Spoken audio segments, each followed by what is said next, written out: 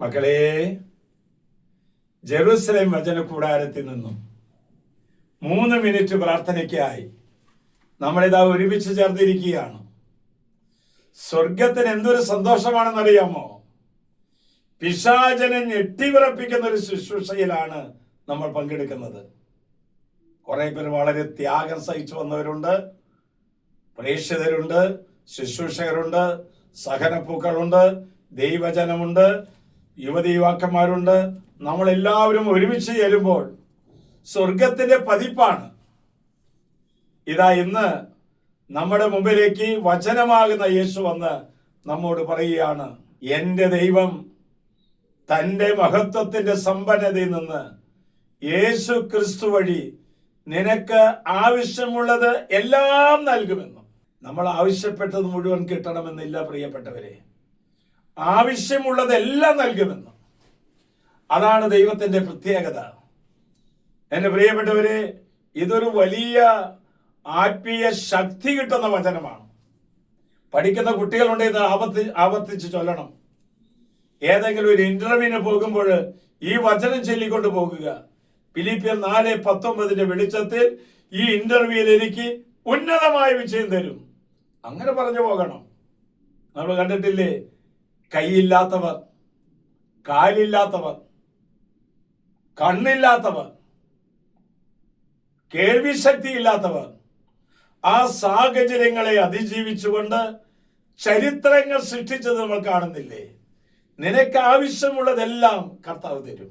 വലിയ വലിയ ലക്ഷ്യങ്ങൾക്ക് വേണ്ടി നമ്മൾ അധ്വാനിക്കുമ്പോൾ നമ്മുടെ പരിമിതമായിരിക്കുന്ന കുറവുകളെ നോക്കി ചിന്തിച്ചാൽ നമുക്ക് മുന്നോട്ട് പോകാൻ പറ്റില്ല.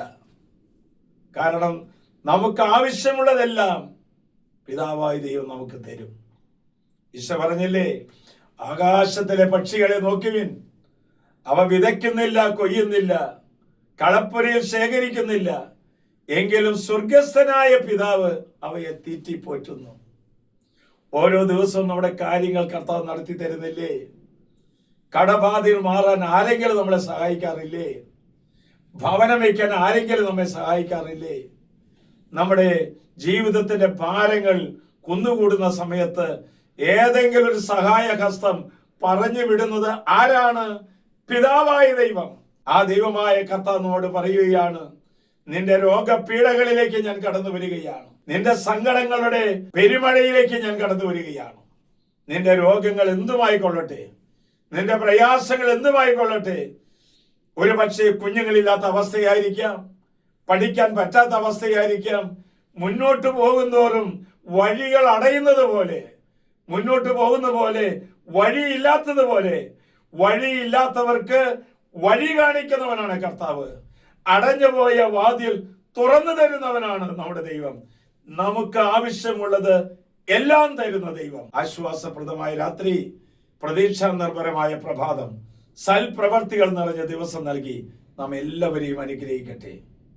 നമ്മുടെ കർത്താവ് ഈശോ മിശിഹായുടെ കൃപയും പിതാവായ ദൈവത്തിന്റെ സ്നേഹവും പരിശുദ്ധാത്മന്റെ സഹവാസവും പരിമളവും നാം എല്ലാവരോടും, ഈ വചനം ഷെയർ ചെയ്യുന്നവരോടും അത് കേൾക്കുന്നവരോടും കൂടി ഉണ്ടായിരിക്കട്ടെ, ഇപ്പോഴും എപ്പോഴും എന്നേക്കും.